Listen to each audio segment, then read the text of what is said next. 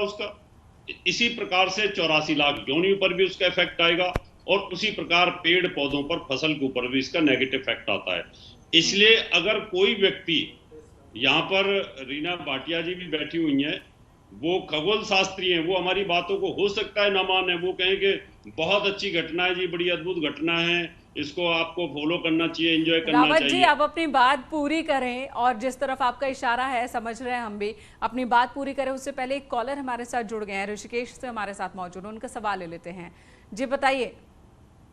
जी, मैं कन्या राशि है मेरी, मैं प्रेम बोल रहा हूँ ऋषिकेश से। जी प्रेम जी, मैं कुछ जानना चाहता था उसके बारे में गुरु जी के। सवाल बताइए, क्या जानना चाहते हैं आप? राशि है, मेरी राशि कमजोर है बहुत ज्यादा। मेरी राशि कमजोर है जी बहुत ज्यादा। मैं कन्या राशि पे क्या फर्क पड़ेगा इस पे? बिल्कुल। हाँ तो वही तो मैं बता रहा हूँ ना, क्यों टेंशन ले रहे हैं। कन्या राशि, आपकी कन्या राशि का स्वामी अभी कन्या राशि में ही है, इसलिए आपको बहुत ज्यादा टेंशन लेने की जरूरत नहीं है। और वो अभी उच्च अवस्था में ही चल रहा है, यानी उसके 3 ग्रेड होते हैं। इसलिए राजयोग आपकी कन्या राशि में इस समय बना हुआ है।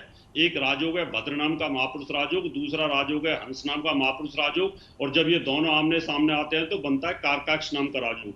कन्या राशि के दूसरे भाव में ये ग्रहण पड़ रहा है, धन भाव के ऊपर ये ग्रहण पड़ रहा है, और धन भाव के अंदर इस समय आपका सूर्य नीच अवस्था में है और शुक्र धन का स्वामी वो अस्त अवस्था में है, वो केतु के साथ है, मंगल की 4थी दृष्टि भी है, शनि की 10वीं दृष्टि भी है, राहु का प्रभाव भी है। तो इस वजह से धन की कमी का एहसास आपको 1 महीने रहने का योग बनेगा। उस कंडीशन में आपको एक ओपन लग पहन के रखना है, एक पन्ना पहन के रखना है, और आप सूर्य को मजबूत करिए मंत्र के माध्यम से, शनि की पूजा करिए, मंगल की 4थी दृष्टि है, मंगल की पूजा करिए, और केतु राहु के मंत्रों का जाप करिए। और ग्रहण के बाद आप चाहें तो केतु का, राहु का और मंगल के लाल रंग चीजों का, काली चीजों का इनका दान कर सकते हैं। इससे आपको काफी रिलीफ मिलेगा। बहुत बहुत शुभकामनाएं आपको। ठीक है, ठीक है। हिना भाटिया जी भी हमारे साथ मौजूद हैं। हिना भाटिया जी, आपने सुना, ये विश्वास की बात हुई, आस्था की बात हुई, लेकिन विज्ञान अपने हिसाब से एक्सप्लेन करता है चीज़ों को। क्या पूरी तरह से इन बातों को हम खारिज कर दें? क्या विज्ञान कहता है, या कहीं कोई कुछ है जो बीच में है संगम? जी, विज्ञान इन सभी बातों को खारिज करता है। सबसे पहले तो मैं किसी की भी भावनाओं को ठेस नहीं पहुंचाना चाहूंगी। मैं विज्ञान की ही बात करूंगी। मैं एक एस्ट्रोनॉमर हूँ। हमारे लिए ये एक्लिप्स, ये ग्रहण किसी त्योहार से कम नहीं होता है, क्योंकि हमें बहुत सारी जानकारी मिलती है। हमने शुरू से ही सुना है कि हमें बाहर नहीं निकलना चाहिए, हमें देखना नहीं चाहिए सूर्य की तरफ। जो ये बात है कि हमें सूर्य की तरफ नहीं देखना चाहिए ग्रहण के समय, या वैसे भी हम कभी भी सूर्य को अपनी खुली आंखों से नहीं देख सकते, और ये ग्रहण के समय भी ट्रू है, बिल्कुल सही बात है। लेकिन इसके पीछे विज्ञान है। हमें पता है कि सूर्य की जो किरणें हैं बहुत ही शक्तिशाली होती है, जो हार्मफुल रेडिएशंस हैं, राइट। तो इसमें क्या होता है कि हम डायरेक्ट नहीं देख सकते, हम नेकेड आइज, हम खुली आंखों से नहीं देख सकते हैं। बट ऐसा नहीं है कि हम ग्रहण को नहीं देख सकते हैं, हम सूर्य को नहीं देख सकते हैं। पहले विज्ञान ने इतनी तरक्की नहीं की थी, अब टेक्नोलॉजी एडवांसमेंट हो चुकी है। हमारे पास स्पेशलाइज सोलर व्यू गॉगल्स हैं जो कि स्पेशली बने हैं सूर्य को देखने के लिए, सूर्य ग्रहण को देखने के लिए। तो अब हिना जी, एक सवाल है मेरा यहाँ पर कि आखिर खगोल शास्त्रियों के लिए ग्रहण किसी त्योहार के जैसा क्यों होता है? आखिर कौन कौन सी वो जानकारी है जो आप लोग जुटाना चाहते हैं? क्या ऐसा होता है जो इतना रोमांच पैदा करता है? जी, खगोल शास्त्री के लिए स्पेस हमेशा से ही फैसिनेटिंग रहा है। सूर्य के बारे में जानकारी मिलना हमें बहुत ही पसंद है और हमें काफी अच्छा लगता है। मैं आपको बताना चाहूंगी कि पिछले कहीं ग्रहण लगे हैं, टोटल एक्लिप्स हुआ है। आज का जो ग्रहण है वो पार्शियल है, यानी कि सूर्य जो है पूरी तरीके से नहीं छिप रहा है, आधे से भी कम छिप रहा है। दिल्ली से जो हम देख पाएंगे या हम कहीं से भी देख पाएंगे तो ये आधे से भी कम छिप रहा है। तो जो पुराने पहले जो ग्रहण हुए हैं हमें जानकारी मिली है, हमें सूर्य की जो आउटर लेयर है, कोरोना जिसे कहते हैं, हमें उसके बारे में जानकारी मिली है, हमें सूर्य पे होने वाली गतिविधियों के बारे में जानकारी मिली है। इसीलिए हमारे लिए ग्रहण जो है एक बहुत महत्वपूर्ण बात मीना जी आप कह रही हैं जाहिर तौर पर। सुरेश कौशल जी हमारे साथ लगातार बने हुए हैं। सुरेश जी, हम चाहेंगे जल्दी जल्दी जरा आप तमाम राशियों पर और उस पर इस ग्रहण के प्रभाव को आप बता पाएं कि तमाम लोग जो हमें सुन रहे हैं उनकी जो भी राशियां हैं, ताकि आप जल्दी जल्दी अगर बताएंगे तो लोग उसको नोट भी कर सकते हैं, और क्या उपाय हैं और कौन कौन से मंत्रों का उच्चारण उनको करना है। सवाल पूछना चाह रहा था नहीं, आप सही कह रहे हैं। मैं छोटा सा सवाल कर सकता हूँ? जी जी बिल्कुल बिल्कुल। देखिए, अभी इन्होंने कहा कि आइस को हम सीधा डायरेक्टली नहीं देखते हैं क्योंकि आइस पे हमारी अफेक्ट होता है। देखिए, आइस पे हमारी अफेक्ट होता है और आइस से जुड़े हुए 3 मुख्य ग्रह ज्योतिष में सूर्य, चंद्र एवं शुक्र, तीनों ग्रहण में प्रभावित है। इसका मतलब ये तो मान रहे हैं कि आंखों पे असर होता है, लेकिन आंखों का संबंध, हमारी आइस का संबंध न्यूरो से जुड़ा हुआ है, तो न्यूरो पर भी असर हो रहा है। तो यानी जिन चीजों को, आंखों को तो ये रोशनी देख रही है, पर शरीर के जिन भागों का ये किरणें सीधी पड़ रही हैं उन पे अफेक्ट नहीं हो सकता है। फिर ये कैसे प्रूव होगा कि वहां अफेक्ट नहीं हो रहा? बिल्कुल, इस पे मैं बातचीत करूंगा। सुरेश जी, संदीप हमारे साथ एक कॉलर जुड़ रहे हैं। मैं आता हूं सुरेश जी, आपकी बात सुनेंगे, एक बार पूरी करेंगे। संदीप हमारे साथ एक कॉलर है। संदीप, अपना सवाल आप पूछिए। मेरी वाइफ है जी, उसका नाम ओमी सिंह है। वो ना प्रेग्नेंट है, उसका ना 9वां महीना चल रहा है जी। तो अभी मैं टीवी देख रहा था, उसमें नंबर लिया। जी संदीप जी, सवाल आपका? हाँ जी, तो वो प्रेग्नेंट है तो उसके लिए कोई उपाय बताएंगे क्योंकि लास्ट महीना चल रहा है।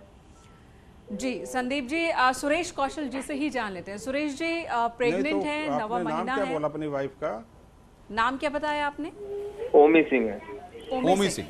देखिए, इसमें तनाव में जाने की जरूरत नहीं है। तनाव में जाने की जरूरत नहीं है। वाइफ को बोले सिर्फ डीप ब्रीदिंग करें। और ये शुक्र अस्त है तो शुगर का, जैसे आप डॉक्टर के पास जाएं तो बच्चे की जो है, सिर्फ आप माता का शुगर पे ध्यान रखें। सिर्फ इस समय सिर्फ शुगर पे ध्यान रखें। और जैसे कल बुध भी चेंज हो रहा है, इस महीने में आप बर्थ की बात कर रहे हैं, तो बच्चे का सिर्फ जो है डॉक्टर के पास थोड़ा रेगुलर अपनी विजिट बढ़ा दें और तनाव में ना रहें। उसके लिए अनुलोम विलोम करें। ओम नमः भगवते वासुदेवाय अथवा ओम विष्णवे नमः, सिर्फ 2 छोटे छोटे मंत्र इनका जाप करें। जी, सुरेश जी, आप बता रहे थे राशि वाइज की क्या असर पड़ने वाला है, और यहाँ पर आपने एक सवाल भी किया कि आंखों को, नेकेड आई से सूर्य ग्रहण को ना देखे। वैज्ञानिक भी यही बात कह रहे हैं। इसके पीछे का उनका तर्क है कि उस वक्त जो रेज उत्पन्न होते हैं, उन रेज का असर हमारी आइज पे होता है। यही बात आप भी कहते हैं। तो क्या कैलकुलेशन एक है लेकिन एक्सप्लेन करने का तरीका ये अलग अलग है?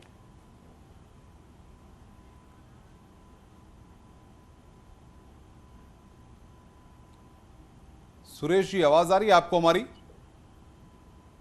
शायद उन तक आवाज नहीं पहुंच रही है। एचएस रावत जी से यही सवाल रखते हैं उनके सामने भी। रावत साहब, एक जो ये द्वंद्व दिखता है, कई बार ऐसा भी लगता है कि कैलकुलेशन कहीं ना कहीं तो सेम है। ठीक है, सूरज को अगर हम नेकेड आई से देखते हैं तो हमारी आंखों पर असर पड़ सकता है। वैज्ञानिक भी यही कह रहे हैं, आप भी यही कह रहे हैं, लेकिन जो समझाने का तरीका होता है लोगों को, वो वैज्ञानिक अलग तरह से समझाते हैं और आप अलग तरीके से।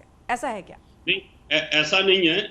ये जो खगोल शास्त्री होते हैं या वैज्ञानिक होते हैं या तर्कशास्त्री होते हैं, ये लोग ये कहते हैं कि इस पीरियड को एंजॉय करिए, ये पीरियड बड़ा अच्छा है, इसका कोई मानव जीवन पर इफेक्ट नहीं है। जब मानव जीवन की आंखों के ऊपर इफेक्ट है तो इसका मतलब जब चंद्रमा सूर्य की रोशनी को रोकता है पृथ्वी के ऊपर 2-2.5 घंटे के लिए, तो उस समय पर अंधेरा छा जाता है। अंधेरा छा जाता है तो टेम्परेचर डाउन होगा। टेम्परेचर अगर ठंडा होगा तो इसका मतलब जिस टेम्परेचर पर जो चीज उसकी जो वैल्यू है वो डिस्टर्ब होगी, और जब वो डिस्टर्ब होगी तो निश्चित तौर पर उसका बुरा प्रभाव हमारे ऊपर आएगा। अब एक टेम्परेचर मेंटेन होता है, 18 डिग्री टेम्परेचर के ऊपर मच्छर मर जाता है, फिर 28-30 डिग्री टेम्परेचर में मच्छर बन जाता है, और फिर उसके बाद वो खत्म हो जाता है गर्मियों के अंदर। जब ऐसे माइक्रो बैक्टीरिया होते हैं जो बहुत जल्दी बनते हैं और बहुत जल्दी खत्म हो जाते हैं, इसलिए जब ये टेम्परेचर डाउन होता है तो हमारे फूड के अंदर, हमारी बॉडी के अंदर, हमारे बालों में, हमारी स्मेल में, हमारे कपड़ों पर इसका बैक्टीरियल प्रभाव आना शुरू होता है। ये इस बात को नहीं मानते। वो ये कहते नहीं, इन चीजों का कोई फर्क नहीं पड़ता है, आप इसमें घूमिए फिरिए, एंजॉय करिए, खाइए पिए। मैं ये कहता हूं कि आप रिसर्च तो करिए। ठीक है, इसका जवाब भी अनुपम, इसका जवाब भी हम लेंगे हिना भाटिया जी से। बहुत इंटरेस्टिंग तरीके से समझा रहे हैं एचएस रावत जी कि कैसे सूर्य का जो टेम्परेचर डाउन हो जाएगा अगर 2.5 घंटे तक सूर्य इस तरह से ग्रहण लगता है, उसकी किरणें धरती तक नहीं पहुंचती, तो इसका असर हो सकता है, ये समझने की जरूरत है। लेकिन हमारे सहयोगी भी इस वक्त हमारे साथ जुड़ चुके हैं। अलाउद्दीन हमारे साथ मौजूद हैं लखनऊ से, और वहीं रचना भी हमारे साथ जुड़ेंगी तारामंडल से। अलाउद्दीन का रुख पहले कर लेते हैं। बिल्कुल अलाउद्दीन, आप वहां पर मौजूद हैं और क्या कोई व्यवस्था भी वहां पर की गई है लोगों के लिए? जिस तरीके से खगोल शास्त्री बता रहे हैं कि स्मार्ट ग्लासेस होते हैं जिसकी वजह से मदद के जरिए हम सूर्य ग्रहण को देख सकते हैं और आजकल टेक्नोलॉजी ने काफी चेंजेस किए हैं, तो उसका